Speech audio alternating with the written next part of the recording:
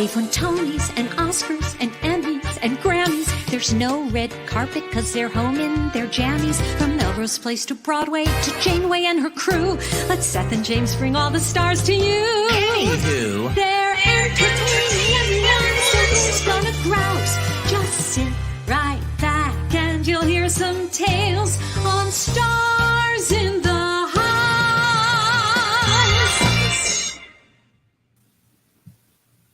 Hello, everyone. Welcome to Stars in the House. I was snowing, so my hair looks like a sassy wig from the 20s. Those women had like a short. Anyway, wow, it looked terrible. Hi guys, James and I, as you can see, we're separating, but we're going to keep going. Nonetheless. Oh yeah, you know what? We said that we were going to do this show until Broadway reopens. It doesn't matter if the marriage falls apart or not, right, Seth? We're focused on helping others. That's right. And our marriage is beyond help. Hey, Jimmy, why is my background so Jimmy's in New York at a hotel. Why is your background so darky dark? Well, unfortunately, I know I tried. It's the curtains, and let me see if I can do this, but I have to bring the mic over here because it's fine. It's just kind of boring. Well, I know. Listen, Julie and I are here because Julie has a doctor's appointment that's been a long time in the making, and we wanted to play it safe, and so we're at a hotel in Union Square, and I don't know if you can see. I'm gonna. Oh wow! I'm gonna because you can actually open the window here. So I mean, somewhat.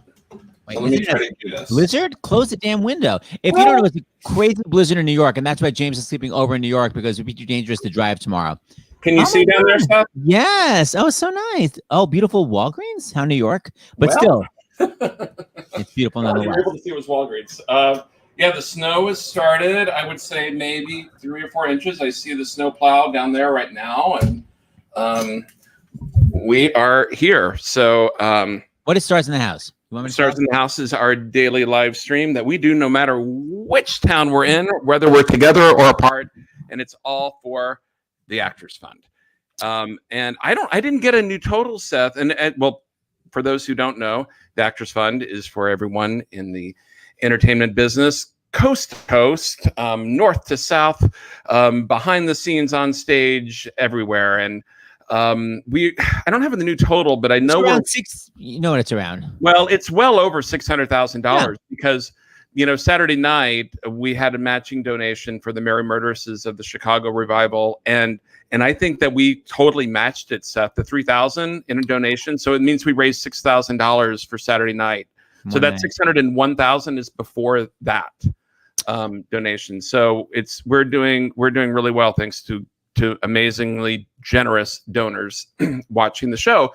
And tonight, I hope that's no exception. If you are able to donate, go to starsinthehouse.com or text Fund 2020 to 56512 and forward that receipt to donations at starsinthehouse.com. Now, interestingly, on Wednesday, Seth, you overheard it, but, you know, we have our production meeting every Wednesday, and Maggie, whom we love from the Actors Fund, was like, oh, we were thinking about changing it, text Fund 2021, and should we do it? And we have to pick. And we decided, you know, we started the show in 2020, and some people watch episodes from a while back, and we don't want to confuse anyone. And we want Fund 2020 Actors Fund. Go ahead. Fund 2020 would be canceled if we changed 2021. So if we had those episodes up and then people were trying to send in a text, it wouldn't work. So we're keeping it Fund 2020. And by the way, if you go to the website, we have a lot of amazing merchandise now that all goes to the Actors Fund. Yes, however, I will say there is prejudice out there, because I'm drinking my coffee and this is a merchandise cup. I'm a lefty and it doesn't look like anything. But if I were a righty, I guess majority rule, you would see hashtag don't kill grandma. I'm a lefty. You know, my mom would have a fit about that too. You're both left-handed. And so I grew up all the time. They don't know how to treat left-handed people well in the world. That's what I would always hear. And of course, I married someone who is left-handed. So this is Dr. LaPook always says, you got to take care of yourself. You may be young and you may be fine, but hashtag don't kill grandma. So you've got to wear a mask no matter what. What else do we have, James? Well, Julie brought it here to the hotel. I mean, because she got it last night for Hanukkah. A nice little zipper bag. See that? And when the guests get kind of boring now, I have a delicious. Never, ever. So listen, James wasn't really clear. If you send in your receipt to donations@starsinthehouse.com, we will then have them read by some of the stars. Carolee Carmelo promises to literally read the whole thing on an F. So, Carolee, is that correct? Thank you. I don't know if I wasn't clear. I hadn't finished my thought because I was excited about whatever I was talking about next, or possibly, Seth, you interrupted me. We would have to go back and watch the I will actually watch it because I was literally waiting for it. And it was just like, and forward it. Now, Maggie said, and I was like, wait, forward it for what reason? I want Carolee to belt. Once again, Carolee, F. Thank you. Wait, I can't. Okay, by the way, dogs are not here. Mateo wants to come up. Is that a mistake? Of course it is. But you know what? I'm not there, so he's crying. We'll see what happens. Okay. While Seth is doing that, we did get some donations in before we bring on. We have so many guests, by the way. This is all for Estella Scrooge, which is a movie that was all done in quarantine, which is, it looks like, I was just sound checking with Patrick Page and Sarah Litzinger, and I said, you really weren't in the same room? And they were like, no, it's amazing, and it's amazing testament to the direction and the acting. But we have so many people. We have the creatives. John Caird yet again stays up super late in London so he could be with us. The director. We have Paul Gordon. We have David Bryant, producer, and then we have 6 actors: Patrick Page, Carolee Carmelo. We saw Sarah Litzinger, Clifton Duncan, Lauren Patton, and Betsy Wolfe. So they're all going to come, but not all at the same time because, you know, we won't be able to hear one another. So we're going to kind of divide them up into sections. Just for those who are Jagged Little Pill fans, no, Lauren Patton will not be on at the very beginning, but she will be here. By the way, someone's posting about last night. We did a fundraiser. Normally we're always for the Actors Fund, but once in a while we do others. So last night was Congregation Beth Simchas Torah, New York's Gay Lesbian Synagogue, and Jan is correct. It looks like it raised $54,000 last night. So thank you, all those amazing guests. Thank you, everybody, for watching.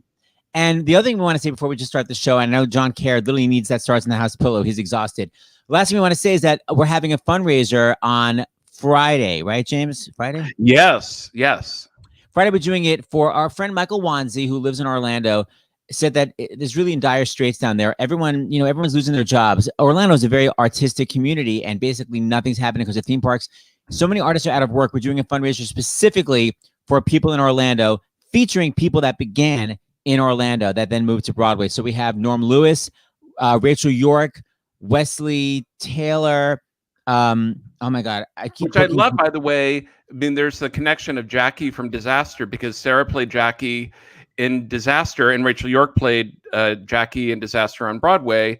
And I love how you just found out today by Googling famous actors from Orlando that you found that Rachel York is from Orlando originally. I had no idea. Paul Vogt's doing it. It's all these Orlando people. And we're going to help really that community. That is a star-studded show. My God. I know, that's this Friday. Speaking of star-studded, we got to get started now. This is John Caird's theme. So please welcome, James, our 3 stars. I got to let the dogs in. Okay, I will bring them all out right now. Please welcome John Caird. Hello. Hi, John. Nice to see you both. Nice to see you. You're co-writer, you're co-book writer, and the music and lyrics to Estella Scrooge, Paul Gordon. Oh, great to see you. Paul Gordon, the great Paul Gordon. Johnny, why are you staying up so late? I don't know.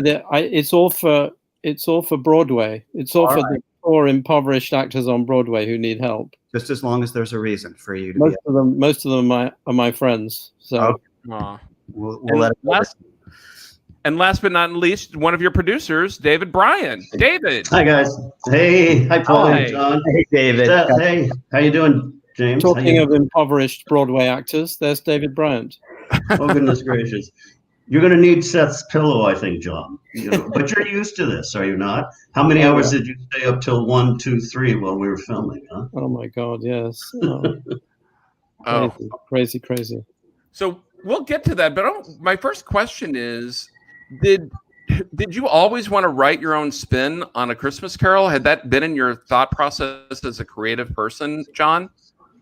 Well, actually, I've done Dickens adaptations before. I did a thing called Nicholas Nickleby on Broadway a few decades ago, which did quite well. And actually, Paul it was who dreamt up the idea of doing a new version of Christmas Carol, although he and I have been talking for years about doing our own Christmas show of some sort, and we sort of talked about a lot of different titles, but Christmas Carol was one of them. And then by chance, happened to be getting very interested in the character of Estella Havisham from Great Expectations, and I actually started to write an opera libretto based on the character of Estella Havisham, with Andre Previn, my dear late friend Andre Previn. And we never got round to writing this opera because we actually got sidetracked onto another couple of ideas.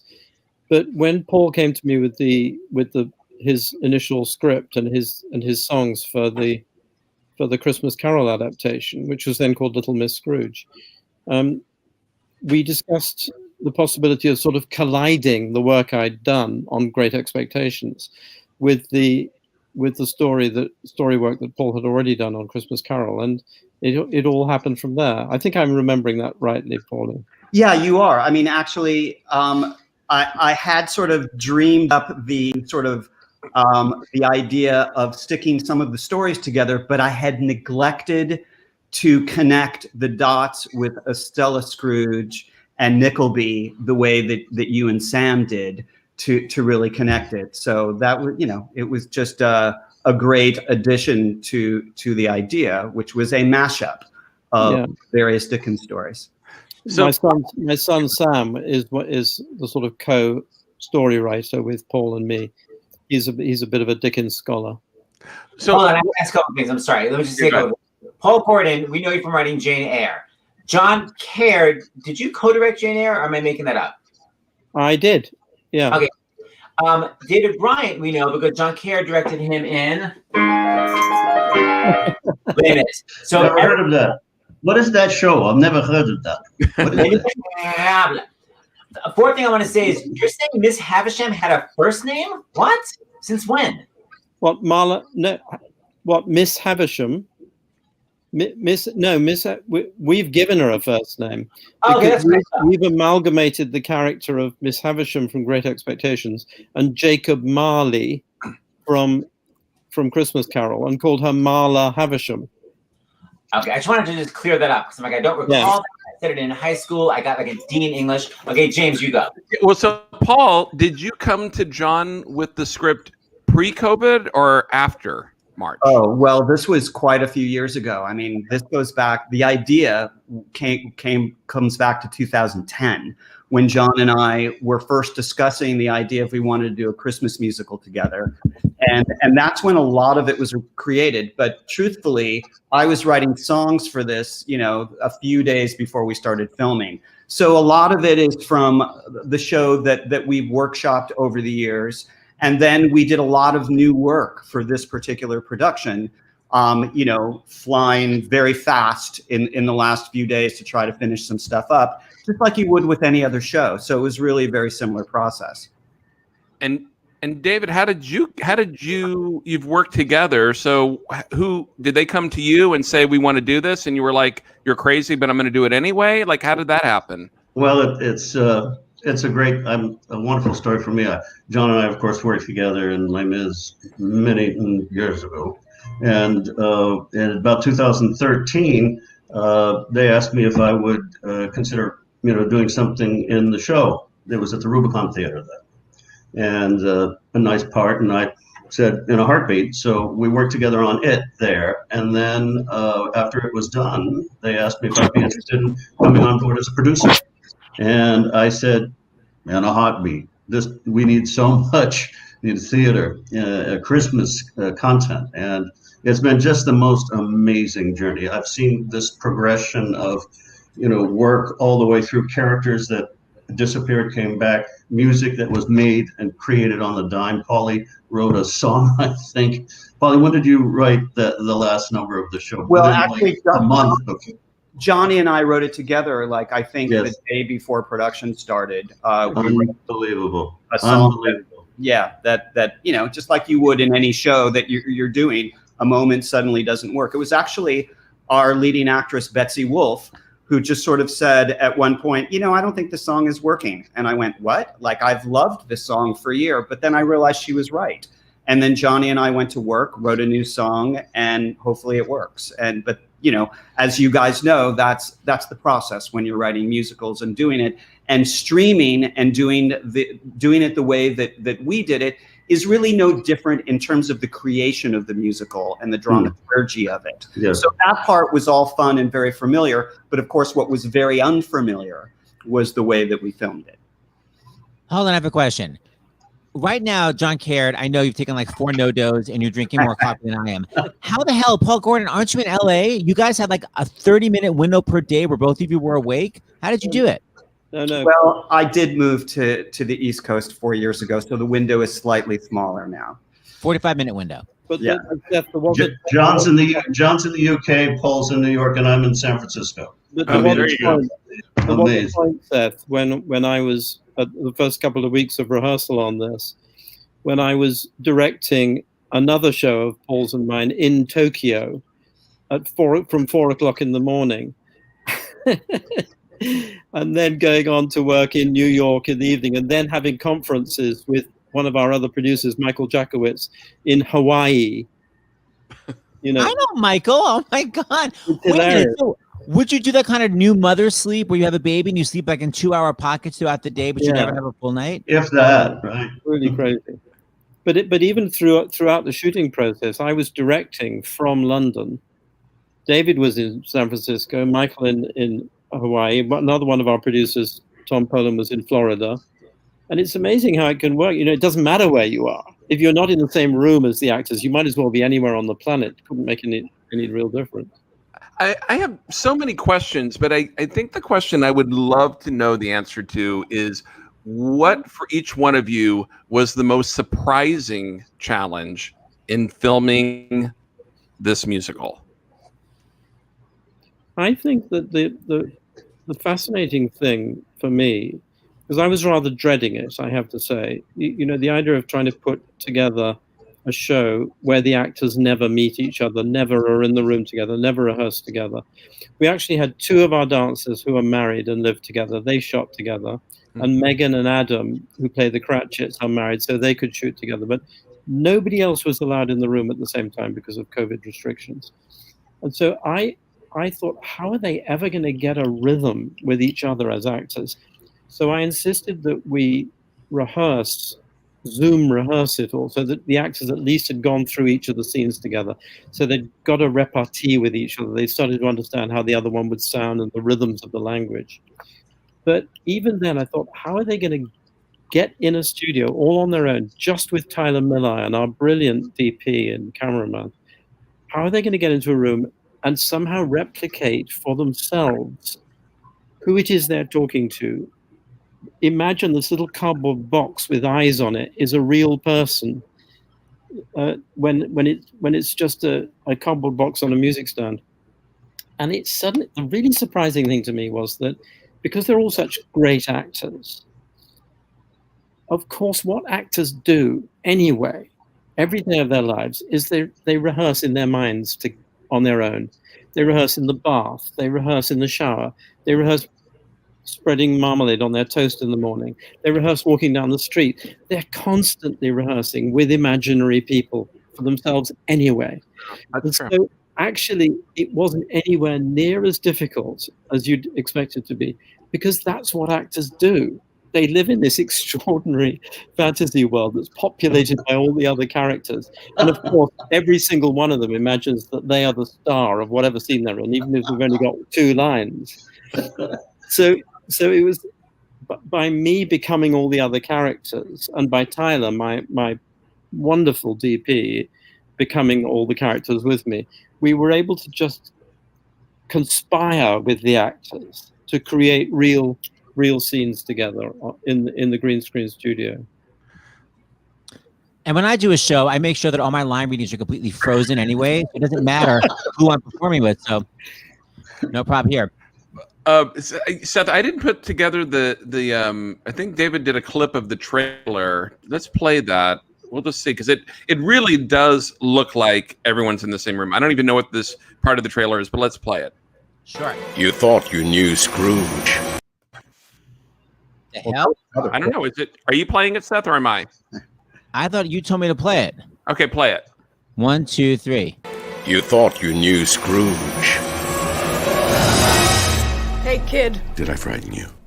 Not at all. You don't know this, Scrooge. You're just gonna show up in one of the worst hit recession towns in the Midwest on Christmas Eve to foreclose on a hostel for the disenfranchised? I've got a feeling about this one. Estella Scrooge. Look what the snow blew in. Estella? Is it really you? You have 30 days to vacate the premises. That lady scares me. Me too. Once upon a Christmas Eve. 3 spirits will visit you tonight. At 1 o'clock, boom! 2 o'clock, boom! And 3 o'clock, boom! Note Cratchit. Just had conversation with dead aunt. Spoke of perpetual torment and going through eternity without shoes. Who creates an afterlife without proper footwear? I gotta go. This will be my first spirit. It's a beautiful night to die. You are all acting as if I am the bad guy here. You're worse than the bad guy. You're the guy that the bad guy doesn't even like because you don't even know you're the bad guy. Love, such an excruciating word.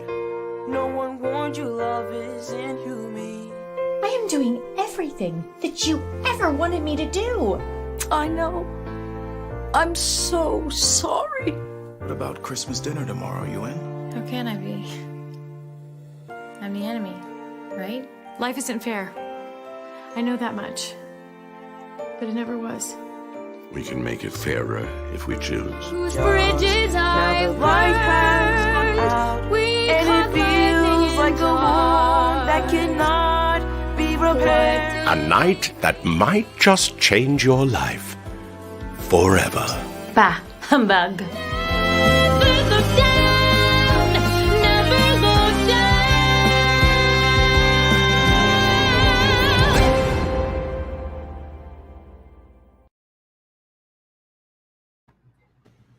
Wow. How fun! Now you don't need to see the show. I thought it was only going to be 30 seconds, but Seth hates watching trailers. He hates them for that very reason, John. It gives too much away. I thought it was only 30 seconds, but I didn't want But I to did know that stop it. But how did you guys get an old hotel to film in? How do we get a what? How did you get an It old wasn't hotel? actually a hotel. We have the most amazing art director and designer called Zach Wilson, who just Yes. creates these extraordinary designs so that it's like you're inside a video game. And in this case, an Art Deco Rust Belt hotel video game. And he just creates these extraordinary environments, a graveyard, an office on Wall Street, you know. And of course, the whole thing was just one actor at a time in this tiny, tiny little basement green screen studio, where the ceiling was so low that our lovely Clifton Duncan had to stoop when he was standing on a single stair. It was Oh my! a real challenge. I mean, really, I would think the most difficult part was the editing, was the aftermath of just putting all the effects and everything together. That must have taken forever. It was a very long process editing Tyler Milliron, our amazing DP and editor, because of course the geometry was super complicated, and John and Tyler always had a handle on it. I should have studied math more, but they actually really always knew where everybody was and where the eye lines are. And that's why it's pretty incredible when you watch it, because it all looks like they're in the room together. You Right. just can't even imagine that they're not. And that's the magic and the genius of these guys, that they were able to put it together that way. So we have 6 of the cast members waiting. So we're going to go to them, but I have 2 quick questions because I can't help myself. One is, because it does, Paul, to your point, look like everyone's in the same room. I'm curious, at the very beginning of the movie, it's you address the fact that it was filmed under COVID restrictions, and that I think what the other one is that it was basically, everything was done very safely. Why did you feel the need to put that at the beginning? Well, we debated that, and that was actually Johnny's idea. Johnny, why don't you Well, speak to that? we just wanted to get that monkey off our back. That there were bound to be things that you wouldn't see in an ordinary movie, Okay. where you can't pretend that you were on a big sound studio in Los Angeles when we were in these very particular situations. And there's even a strip of photos at the end of the film now where you can see how incredibly, humdrum the situation that we were in was. But we just thought it was interesting just to let the audience in on the kind of conspiracy we had with our actors and with ourselves. That's fun. To make something in these extraordinary circumstances. And also because we owe so much to these amazing actors. They really put themselves on the line for us. And we just wanted the audience to know how extreme it was, the situation that we were all working in. It was literally like shooting under a sheet. Tyler would hold the boom, and he would be in the room, and the sheet would, it would be only him. And Tyler was also reading the other parts from his iPad with his boom over his shoulder, and adjusting the lighting and turning on each of the 3 cameras. And he was doing everything. It was like a one-man band. What's Tyler's last name? Tyler Millian. No. It's the Millian Green Screen Studio in Harlem. Wow, I love it. So my last question, because she's a big supporter of Stars in the House, Plays in the House, and she's a dear friend, and we love her. Who made the very smart, wise decision to hire Tara Rubin to be the casting director? Well, Tara is one of our most wonderful collaborative partners. We adore her, and I've worked with her since she was about 11. And me since she was about 15. And when she was with Johnson Liff, and she was getting the copy for Vinny. I believe the first show that Tara ever cast was Jane Eyre, if I'm not mistaken. Yeah, by herself, yeah. And I guess just one more thing before you go, David Bryant, give us one story when you were playing Marius about the revolve. Did it ever stop? Did you ever fall off? Did your high heel get caught in it? Go. Oh my goodness. Well, geez Louise. Well, when we were in DC towards the very end of our run, all of a sudden it stopped. It just wouldn't work.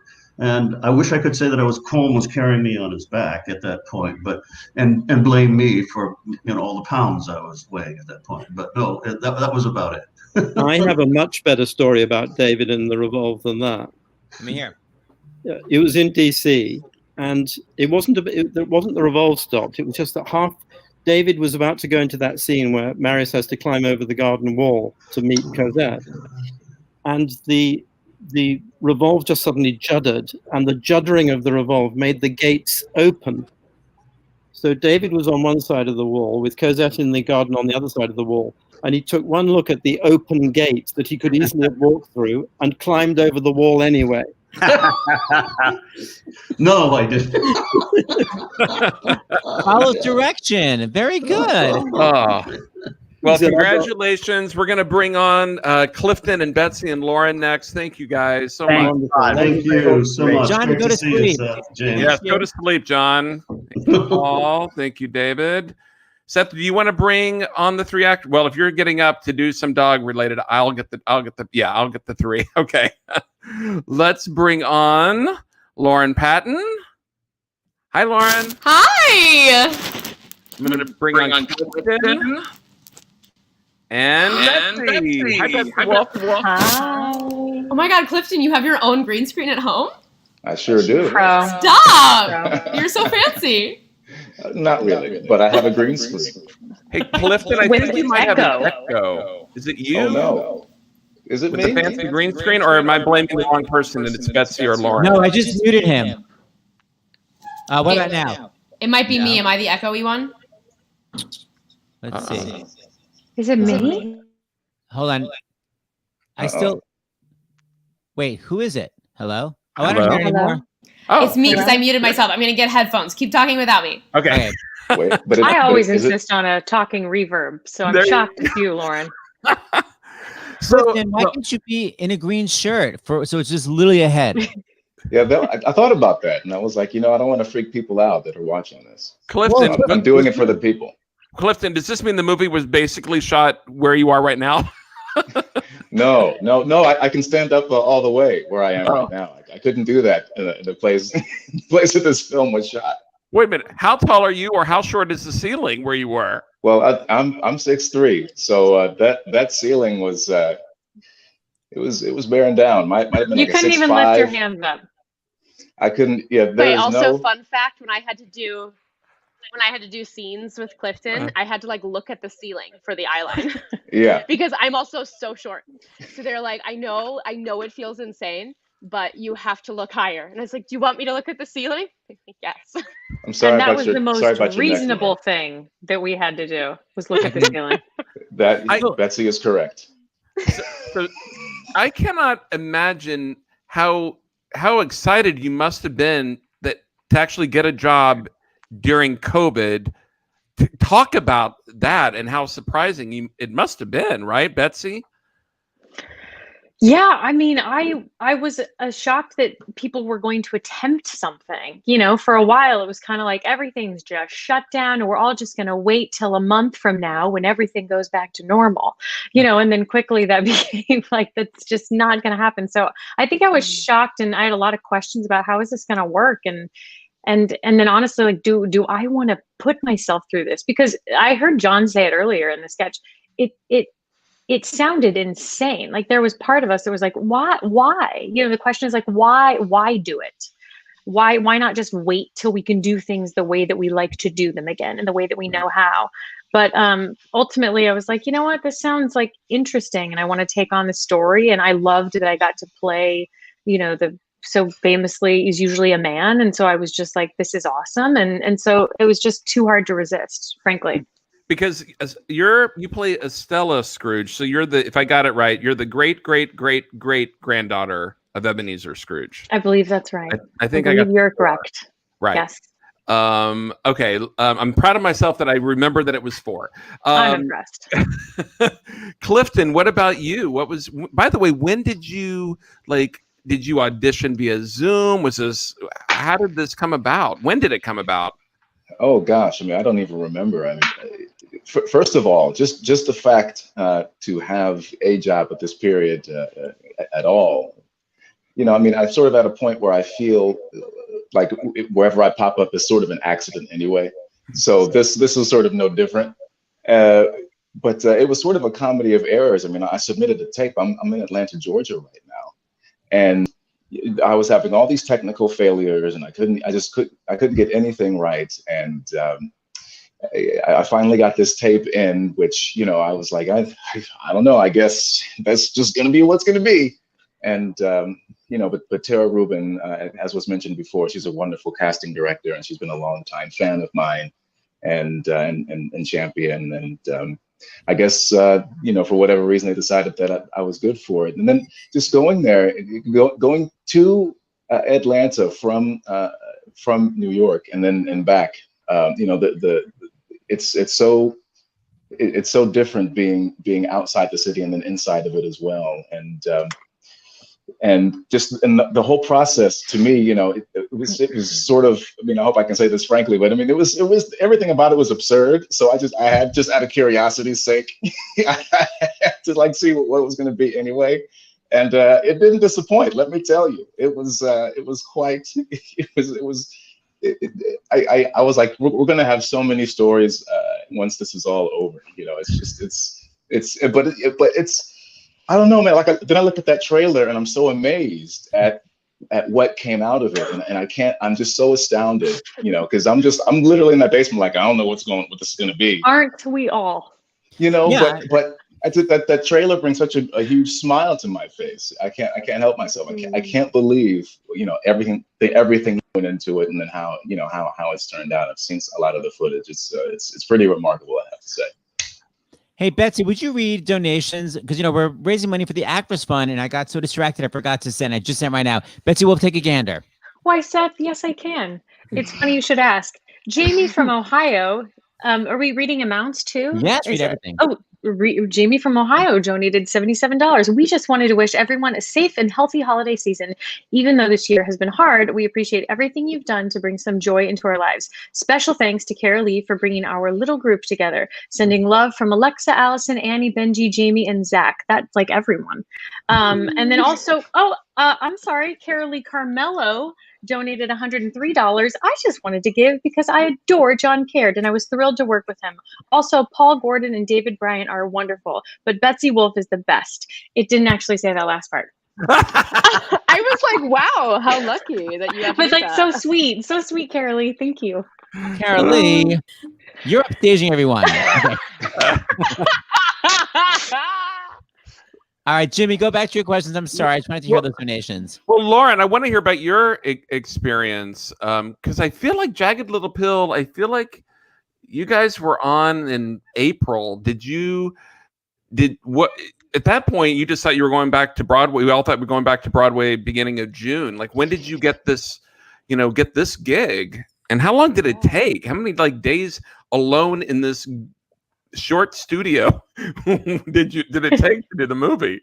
Totally. I mean, I think I'm trying to even remember, like, Betsy or Clifton, you can help me out because time is not a thing. I'm like, what month did we do any of this? Literally, I'm like, August? Was that when we did? I don't even remember. But basically, what's cool for me, is that I've known John and Paul since I was, I guess, like a teenager is when I first met them, because they developed this story and like the musical stage version at a theater that is near and dear to my heart that I've worked at a lot, called Rubicon Theater Company in Ventura, California.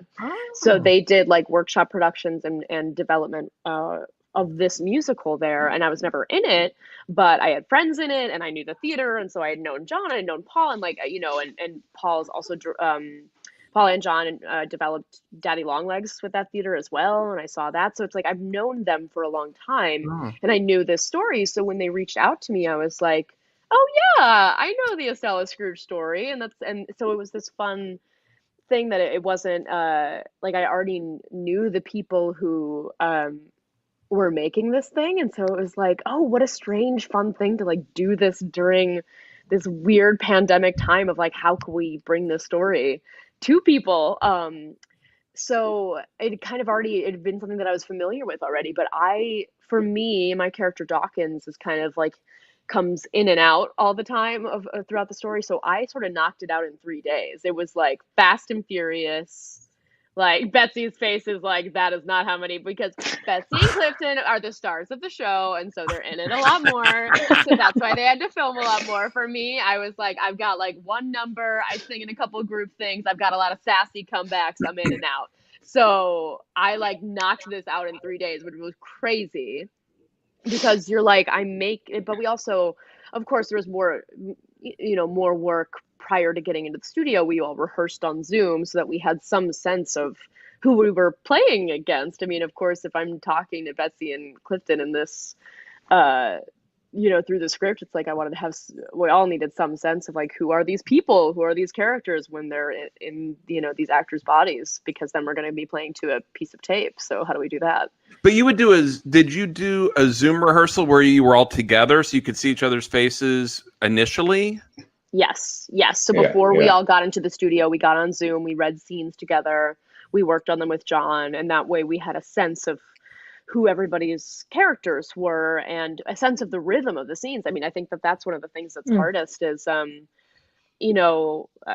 for folks who, watched the movie, like there's a lot of big group scenes and it's a lot of like dialogue that's going like this. And so it's like trying to find a rhythm of who all of these characters are, how they speak, how they're in space together, so that you can kind of have that a little bit internalized in your body for when you go into the studio and you just have to imagine it in your head. What a strange thing. But Lauren, dude, there was a point where and again, Tyler Milliron, I think, is the VIP of this entire thing. But there were literally times where he was like, okay, so what just happened, right? So Betsy just got up here and she moved over here, and then the twins got up and she came over here, and then Dawkins did it. And I hit a point where I was like, just tell me where to stand, man, and where to look. Tell me where to look. And I'll speak the lines in that general direction, and I'll try to be consistent somehow. Like I don't know what else to do at this point. I can't keep all this stuff in my head right now. But Clifton, did you have to do everything literally looking straight down because you're 7'8" and everyone is 4'1"? Well, it's weird because I just didn't really feel like I was. I felt whenever I tried to stand up as tall as I am, but I thought I was gonna. I don't know, scrape the ceiling or so. It was just a weird feeling. But at the same time, it's sort of a. I was saying, how big was your wig and how high were the heels? Go. Remind me to tell you about my Kinky Boots audition at some time. Clifton, no. I want that story. Oh yes. Oh my god. Oh yes. Oh, it was special. It was very special. Did they put you in the kinky boots? Well, I mean, I found my own heels, oddly enough, I knew exactly where to go.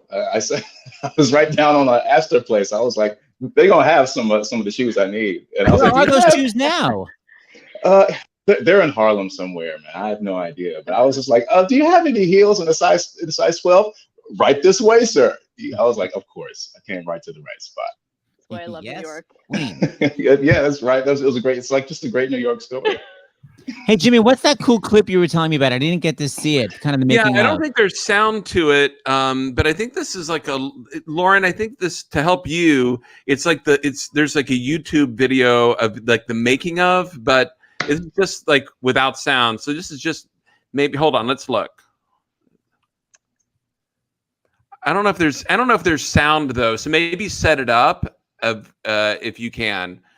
Because here's my question. Yeah. My question is on this YouTube, it looks like you're all in the same room, but you're not, right? No. So what you're seeing, because this is what would happen, right? Is sometimes we would set up like, I think if I'm remembering correctly, they call it like a composite shot. So whoever had already filmed, because I did this with a scene with Betsy and Clifton. There's a scene where they're sitting at a table, and then I come and I like put my hands on the table, and I'm like, no to Betsy's character because I don't like her character at all. And they weren't in the room with me. Broad strokes. Broad strokes of the story. It's much more nuanced. Don't worry. And it was like to get the eye lines right. They put a composite shot together so that they could show me how Clifton and Betsy, who had already filmed the scene, were sitting. And then you would look into the screen that Tyler has up, and it's like me in real time moving my body with a composite of Betsy and Clifton sitting there. It's trippy. It is wild. And so this is what this is. It's like showing us once they put it together, what is the composites like? It makes us look like we're in the same room. Okay, we're gonna watch it. It's gonna be kind of weird because it's without sound, but everyone just heard Lauren's great description. So now just keep that in mind as you're watching. It's like a silent movie you're about to watch. Awesome.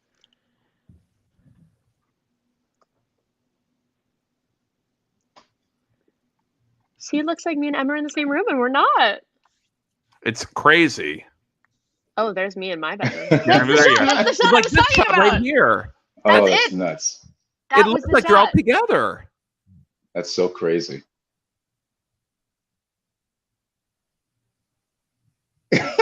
It looks like it's so much easier than it is, though. I do just want to say, like, although you're thinking at home, oh, so Lauren was actually getting to watch Clifton and I because we'd already filmed it. No. We were dots. That's what the editors could see in the end. But when Lauren's filming that, she's looking at this microscopic dot on a wall that she has to imagine is moving and then switching to Clifton. So like that is the coolest thing to see ever. It didn't feel like that though when you were filming, which is what's nuts. It's so cool though how piece by piece they could put it together. Wow. Yes, it was wonderful meeting you all. I sure hope I get to meet you someday. I hope I meet you someday, someday, Clifton. You seem great. I feel like one day we're gonna meet each other. We're gonna like be walking on 8th Avenue, and I'm gonna be like, "That's Clifton," and I'm gonna give you a hug, and it's gonna be like magical because it's gonna be 2 years after we like did a project together. Hey man, I'm looking forward to it. I love that. Hey, we're about to go to our medical break with Dr. John LaPook, but before we go to John, Betsy, I want to ask you a quick question. I mean, we all grew up with like Christmas Carol, and Scrooge is such an iconic character. Did you ever think that you would be playing a Scrooge? I mean, what was that like? It's so crazy. Okay, dreams. So here's the deal. My family every year watches A Muppets Christmas Carol with Michael Caine. He's one of my all-time favorite actors. I know every single dang lyric and word to that musical. And so I think that was why I just got so excited about this, because I just thought I love the tradition of the story. I love having something to look forward to each year. So I thought like, I had a little girl 7 months ago, and I was like, you know what? This would be a really cool thing someday, no matter how it turns out, because I had no idea at the time. No matter how it turns out, I just think it would be really fun to like share and tell her, this is what I did when you were 3 months old. I went and shot this film in COVID, and it was really sweet. They put like, her name's Poppy, and they put poppies in a vase in the hotel. So there's a little poppy vase in the hotel scenes. And so it just was like, it's so much more to me now than just this kind of movie. It hopefully will become this like cheesy tradition that we'll all like sit around and watch this film and like look fondly upon this very strange and in many ways really hard, obviously incredibly difficult year. But also like hopefully find the silver linings in it. So I was very excited to play a villain though, for sure. Oh, that's beautiful. That's so nice. Well, Betsy, Lauren, and Clifton, thank you so much for coming on. And congrats on the movie. All of you. Thanks for having us. Yeah. You're all really great. Thank Had you. a good time. Always a pleasure to be with you too. Right. Thank Good you. seeing you Enjoy. guys. Bye, Betsy. Alrighty. Bye, Laura. Bye, Bye, Lauren. Clifton. Take care. And Clifton. Hold. You got it? Okay, great, Seth. You want to bring on Dr. John LaPook?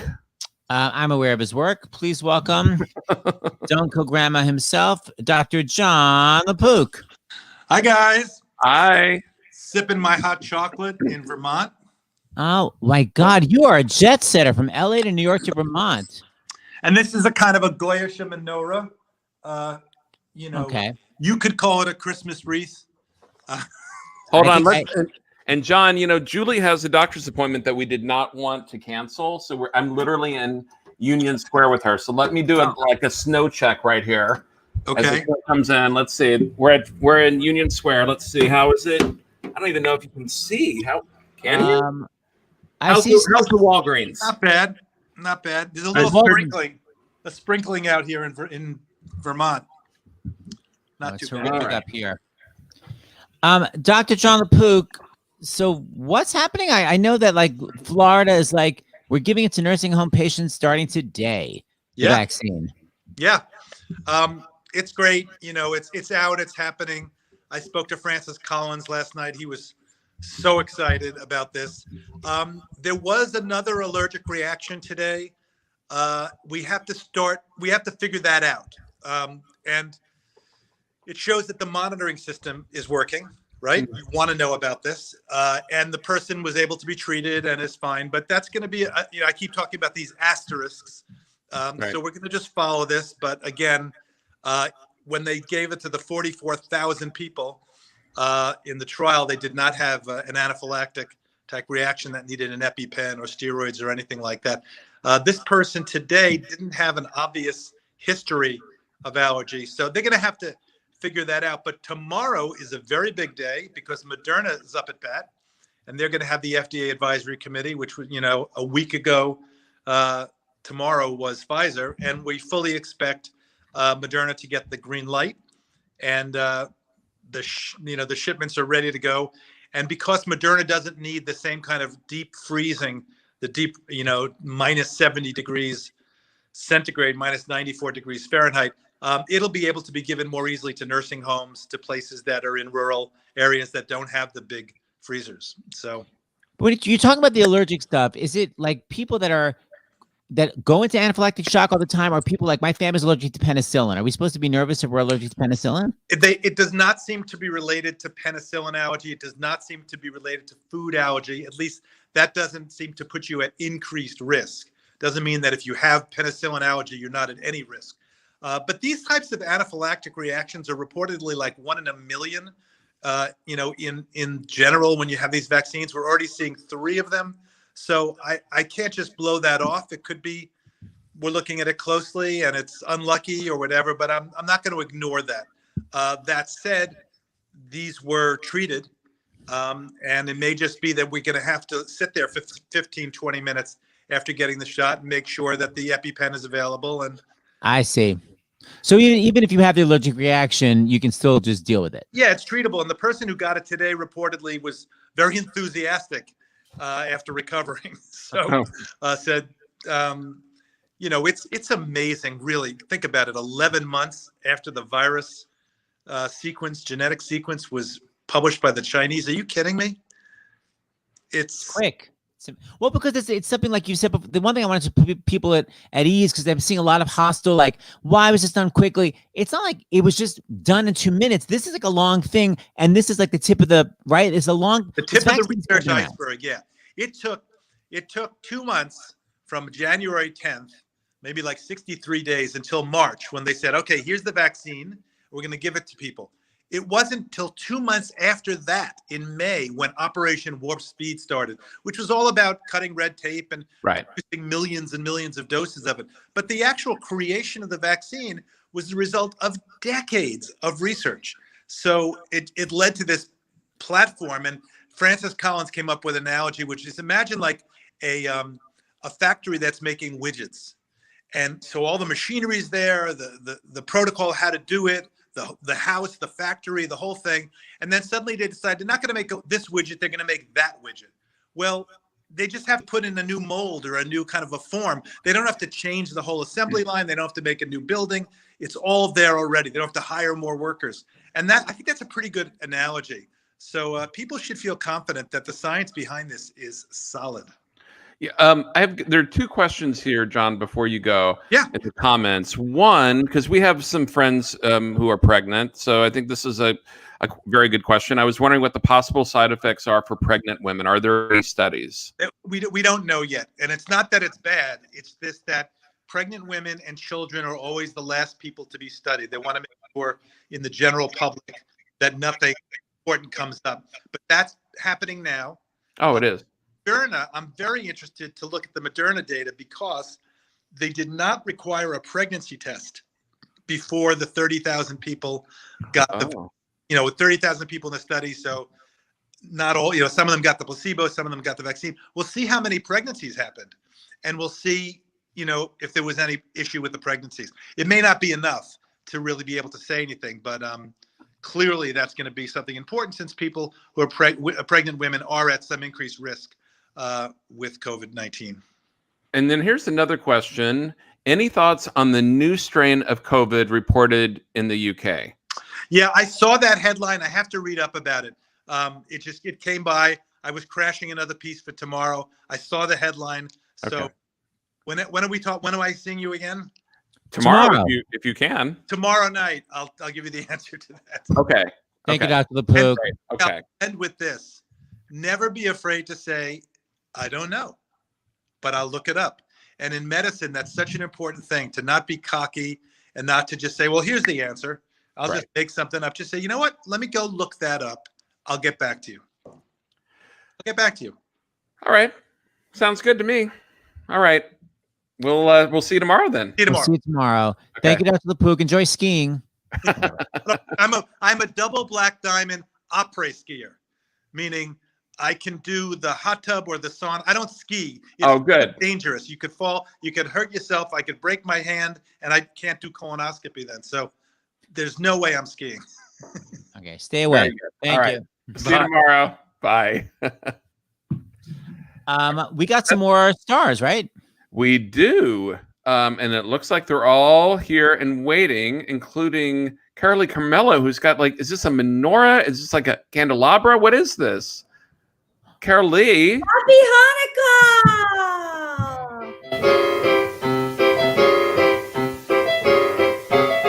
Thank you, Carolee Carmello. I had to represent. Beautiful. My favorite. I love it.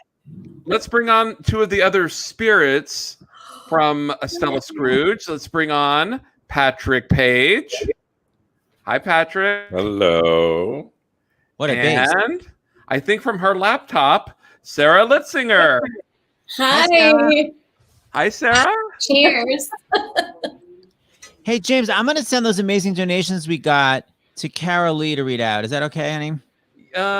Yeah, I think the bottom one might be from last night, but that's okay. Okay, hold on. I think this is, oh God. Okay, 1 second, Carolee. It was a lot of build up for no reason. Carolee Carmello, are you still at 212? Okay, same joke I always do. Okay, hold on. Okay, see if you get this on your phone. Okay.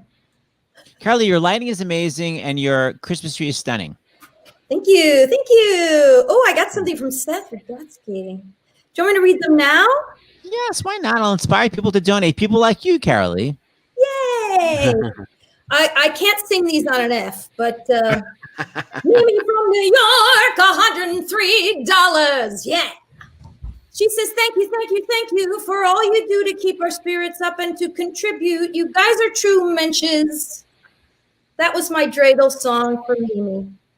Michelle from San Diego, $103. Dear Seth and James, thank you for being a bright light during our darkest hours. Your tireless work on behalf of the Actors Fund and the thousands employed by these creative industries is so inspiring. Your Stars in the House shows have brought me so much joy over these 9 months. And this goes on for a few chapters, but thank you so much, Michelle. That's lovely. With gratitude and appreciation. And Jamie from Ohio, $77. Thank you. We just wanted to wish everyone a safe and healthy holiday season, even though this year's been hard. We appreciate everything you've done. I think, yeah. This came in earlier. Yeah. Betsy read that one. Thanks again, Jamie. That's so sweet. Thank you, everyone, for donating. Yeah. Help the Actors Fund. Not just for actors anymore. That's right. Yeah, it's for everybody. Actors, really, no matter what you do, stagehands, front of house, ushers, hair people. You could see Carol Lee's stunning wig right now. That person can get money from the Actors Fund. I can't even see the lace. Amazing. Thanks. Can everyone describe who they play in Estella Scrooge? Sure. Yeah, sure. I'll start. I play, John was talking earlier about Miss Havisham. I play Miss Havisham, who's actually a character from Great Expectations, who they, sort of transposed into A Christmas Carol. And she becomes sort of the Marley of the story, which is why her first name is Marla. And I get to sort of be the first ghost that pops in on Betsy's character of Estella and tells her that the other ghosts are on their way to teach her a lesson or two. And this Miss Havisham is not only pale, but she's sexy. Or she's got it going on. Very sexy. One of my favorite parts was standing on 147th Street or wherever we were. They had to spray me with this white sort of paint. So we went outside so that we wouldn't get asphyxiated in the basement. And we, went on the sidewalk. And you can't imagine the look we got in September, spraying my legs and my arms and my hair. It was a lot of fun. Wow. You do look amazing. One more time for people to see. Boom. Sarah, dear, who do you play? I'm the spirit of Christmas past, Sissy Juke, which is a character from Hard Times. She is the daughter of a circus performer. She's really, her specialty is flashbacks, so. Hence Okay. Were you sprayed down white? Am I white? No. Were you sprayed down? I mean, I'm white, but no, I was not sprayed down. You're not No, super, I don't super know pale. I do look pale in the film, but I think that's just with the filter. Yeah. And Patrick Page, who are you, dear? I'm Mr. Myrtle. I'm the ghost of Christmas yet to come. Or I should say the spirit of Christmas yet to come. They don't say ghost, they say spirit. Right. And I don't know if Myrtle's a character from another Dickens I novel. looked it up. It's from Little Dorrit. It's from Little Dorrit? Which I've never read. I don't know anything about Little Yeah, Dorrit. obviously I didn't do my research. So, but yeah, he's a wonderful character who's he's an investment banker. He invests other people's money and he stole all their money. And then he got caught and put to trial and he got over 100 years in prison. And so he slit his own throat so he wouldn't have to go to prison. I hate and when now that- he goes around haunting. Carly, that's when that happens. You have the same makeup scheme as Carly Carmelo. Beautiful white. Yes. Just Yes. missing the They lips. didn't spray me down though. They just did it with a sponge indoors. I had that in my contract.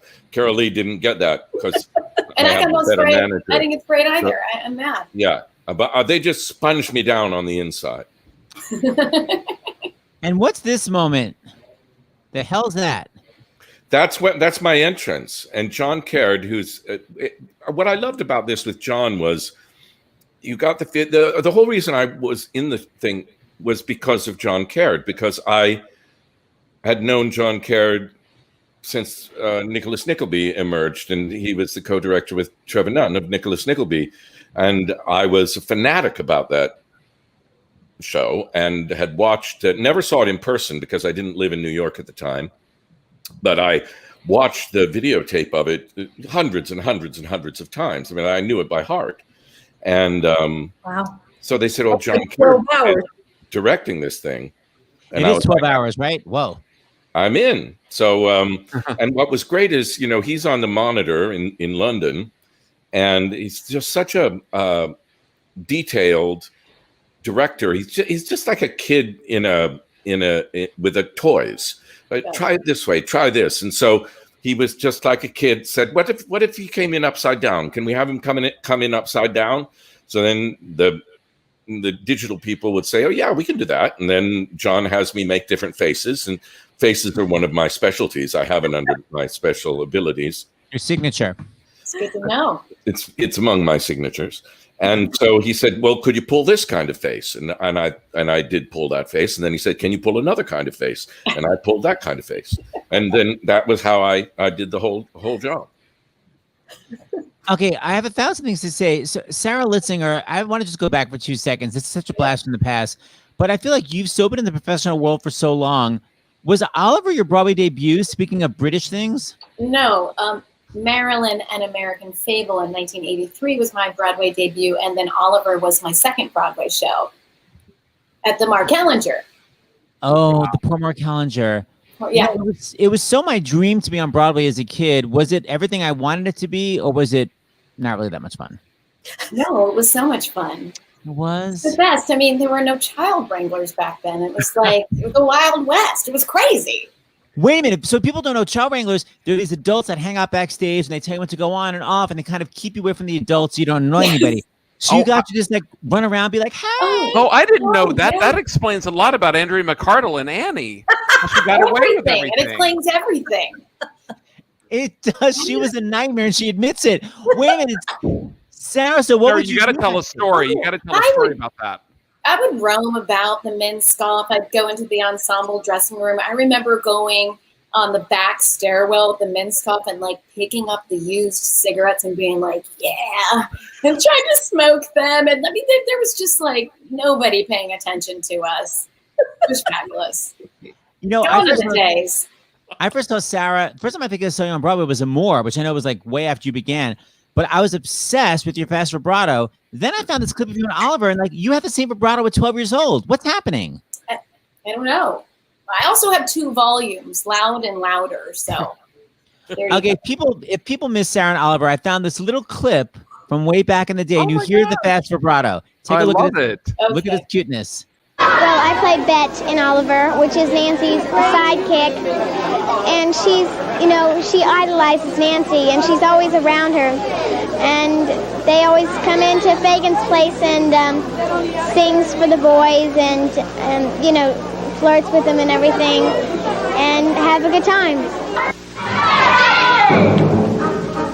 No louses, no feathers, no river below. All winds and all weathers, I knew fancy low. I'm dying. I need that clip, by the way. It's so sweet. One really funny thing, that opening night party was at Sardi's, and Michael Jackson came to see our show in previews, and that's when Thriller was out, and I wore a single glove with that lace dress to the opening night. Of course you did. Oh my God. First of all, I love it. And if people don't know, James mentioned before, because we have Rachel York coming on the show, Sarah played opposite me in Disaster. She was so amazing. This is just her regular look from Act 2 after the earthquake and the tidal wave. Look at that hair. Good times. Those are the days. Well, and Patrick and I were in Beauty and the Beast together. Of course. Sarah was the longest running Belle on Broadway. And I might have been the longest running Lumiere. I have no idea. I did it for 1,200 performances, and a great many of those were with Sarah. Let's just say you were. And let's just say I was. Yeah. And Patrick, also Andrea. Andrea did it too. So there was. I replaced McArdle. Yeah. I want to know about any fire. Did anything ever go on fire with the crazy Lumiere-ness? I never lit anyone on fire, but I was going. Charlie's gonna do it. Watch out. Yeah, but you see, I had shoulder surgery last week, and I attribute that to doing Lumiere. I think I shredded my. Really? Why, holding up your arm? Sure, for 1,200 performances. Yeah. Wow. That repetitive motion will get you. Yeah. Holy cow. Well, so back to Scrooge for a second. James, you know, where can people watch this? We've been touting it so much. We haven't really said where it is. Well, that's a very good question. That was the one thing, you know, maybe one of these actors. No, I was busy watching it, writing down questions. Seth, of course, the one obvious question, you've stumped me. Carol Lee, Sarah, Patrick, help me here. Yes. It's on streamingmusicals.com. There you go. Or you can go to estellascrooge.com as well. And then also the cast recording. Did you guys mention that? That's coming out. That's coming out Monday, December 21st. Sorry, I'm just looking at my notes here. Broadway Records. We love Broadway Records. BroadwayRecords.com. That's right. And on BroadwayRecords.com, I'm going to put a plug in. You can also find Georgia on My Mind for Broadway for Georgia for Fair Fight. I believe you can also find, I think, I could be wrong, and if I'm wrong, I'll probably get sued or something, but I think the Hadestown Holiday album is also on Broadway Records. Yes, which is fabulous. Awesome. It's an awesome album if you haven't listened to it. Basically, everyone needs to go to BroadwayRecords.com and order a lot of gifts. Get all the stuff. That's right. Okay, one more thing before we go. We're talking about Carol Lee being on a high F. I'm not exaggerating. Carol Lee, can we discuss when you were doing Mamma Mia and I begged and pleaded with you to end The Winner Takes It All on a high F? Why? Because normally it ends like this. The winner takes it all. And it's like, why can't it go? I mean, I know a lot of people can't belt in that, but why, did you ever suggest it? No. No, I did not. I was thinking about that when Patrick was saying he did 1,200. I think I did something like 1,500, performances of Mamma Mia. I don't need to be doing that 1,500 times. Always remember, when you're volunteering to do something 8 times a week, people. That's true.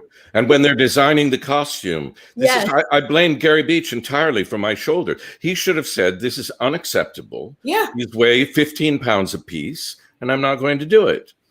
And when you do that, I've done that both with Spider-Man and with The Grinch, where I've had to say to the designer, I'm sorry, this amount of weight is unacceptable, or this amount of, what allows me to do that and to be sort of an asshole in that moment is I feel I'm protecting the actors in the future who are going to have to play the part.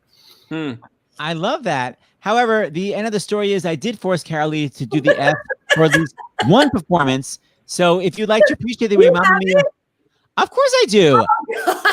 You have everything, Seth. I sourced it out. Here we go. Carol Lee's high F. Hit it. It actually should end. Let's do it from the last. The winner takes it all. The winner takes it all. It's been a while. The winner takes it all. Yeah, the winner takes it all. Here we go. The winner takes it all.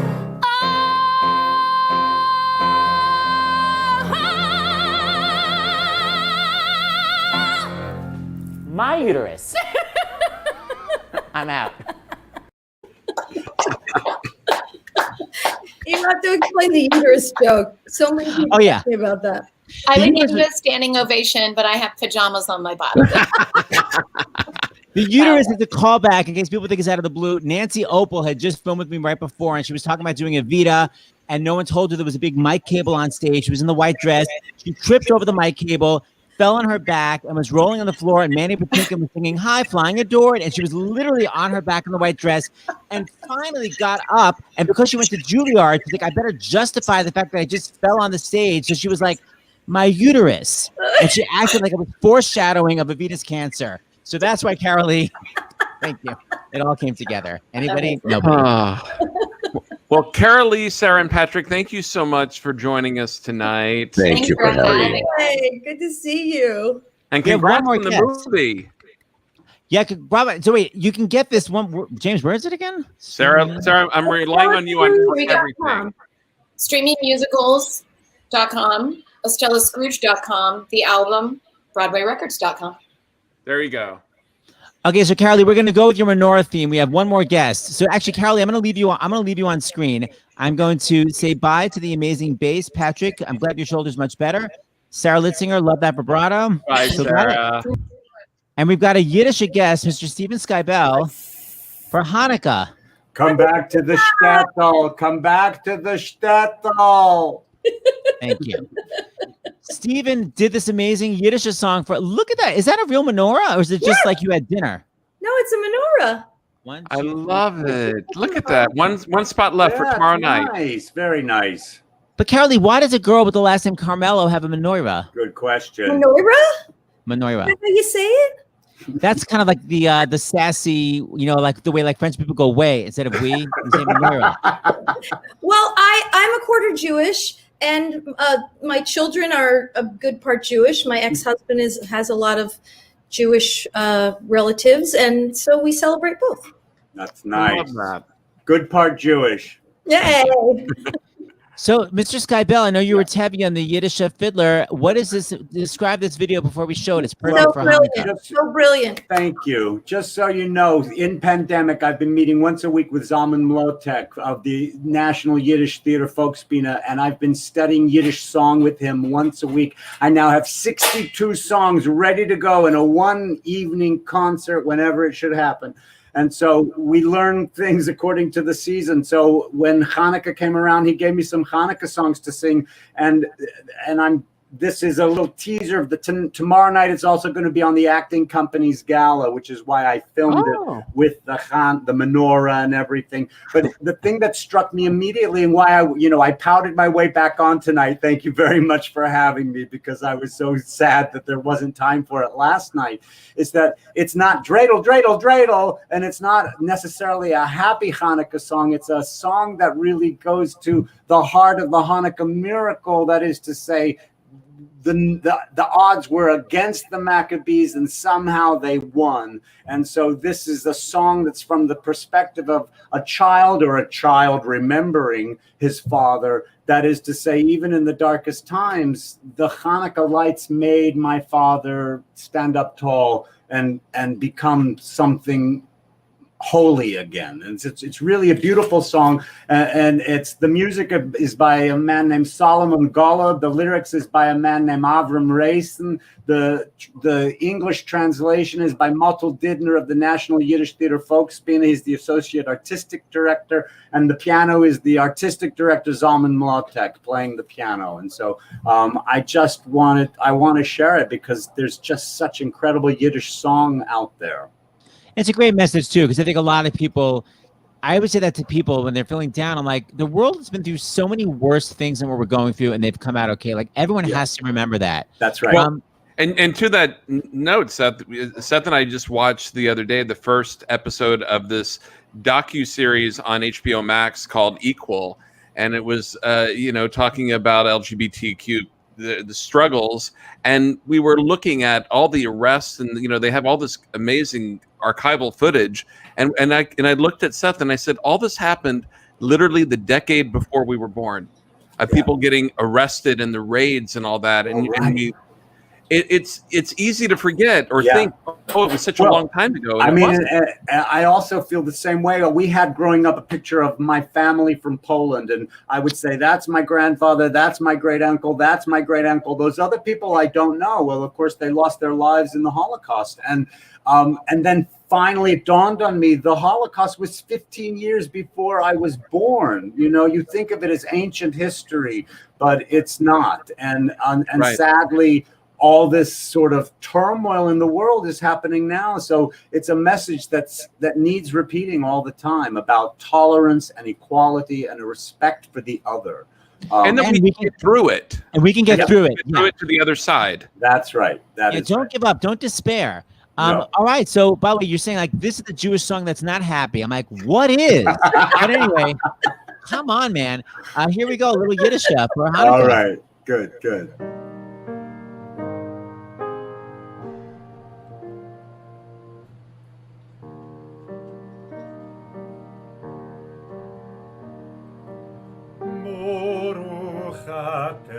Singt der Tate, unerzählt die Licht und die Strahlen milde fallen auf sein Glasgesicht.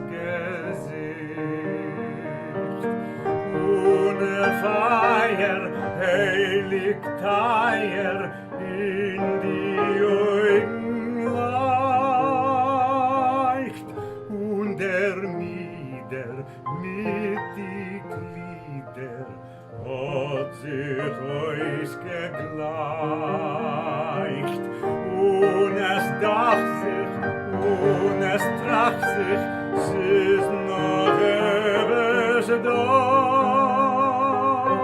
Es ist geblieben, was zu lieben, heilig ist die Schau. Alte Klangen, lang vergangen, nein, es klingt noch azint.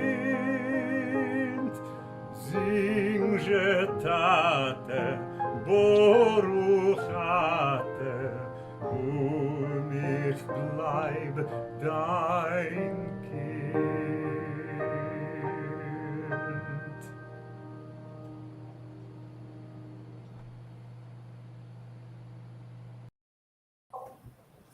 Well, unfortunately, right, the scroll took away the translation. I just realized that because I kept watching you. Then I was like, oh, let me look down for a second. And I was like, oh, I see vague chirons. So you got to have me back one more time.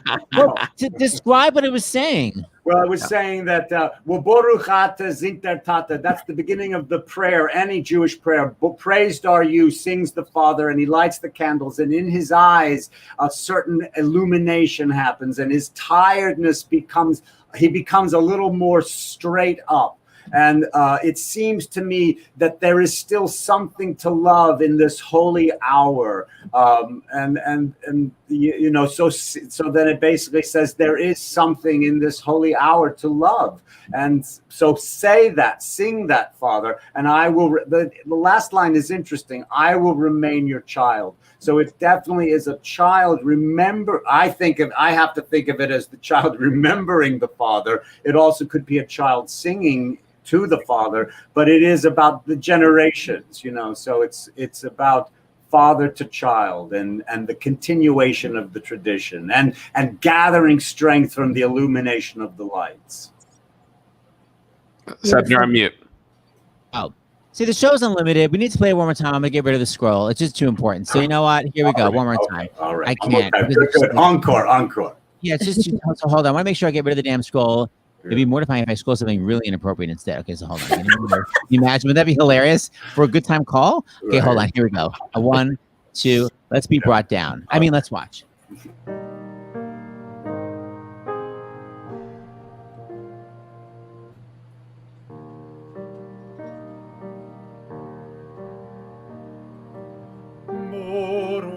Boruchate singt der Tate, unerzählt die Licht und die Strahlen milde fallen auf sein Blasgesicht. Ohne Feier, heilig Teier, in die Augen leicht und der Mieder mit die Glieder hat sich euch gegleicht. Und es dacht sich, und es tracht sich, es ist noch ewig da. Es ist geblieben, was zu lieben, heilig ist die Schau. Alte Klangen, lang vergangen, nein, es klingt noch azint. Sing Tate, Boruchate, und ich bleib dein Kind.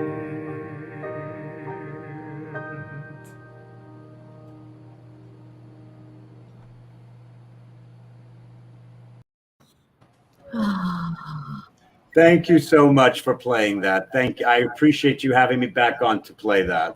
Oh, it's beautiful. Beautiful. It really is unusual. I just love it so, and I'm having the time of my life finding the wealth of all these Yiddish songs that just go to the heart of all these different things about the human experience, specifically the Jewish experience, but these songs just go everywhere. You'd be amazed where they go. It's just something. So I'm happy to share that with you. Thank you, Joel Gray, for starting this whole obsession now with Yiddish again, you know? Yeah, for sure. All right. Well, Carolee and Stephen, thank you so much. Seth, tell everyone about the show tomorrow. Tomorrow. Laura Benanti, right? Yes.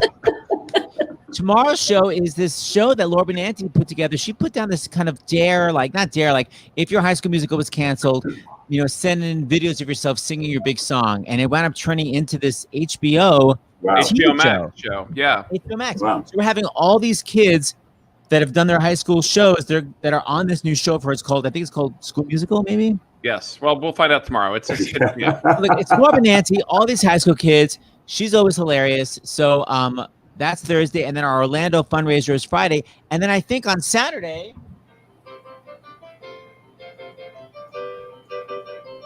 When you think about Seussical reunion this Saturday night. Very good. Carolee, we need to have. I was thinking I want to do either reunion of our Funny Girl concert. Is it an emoji? I don't know what the emoji is. Just this.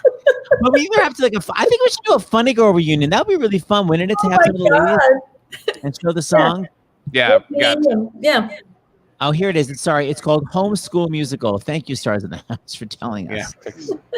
All right. Thank you, Stephen, for helping keeping Yiddish music alive. You're helping combat all the Jewish hatred online. Stacey Halpern. I grew up with Stacey. Hi, Stacey. All right. Peace out, everybody. Anything else I have to do? No. I guess just run the credits. Right? Roll the credits. All right. Bye-bye. Bye, Stephen. Bye. Be Great safe. Carolee. Here we go. What the hell should I underscore it? Takes it all.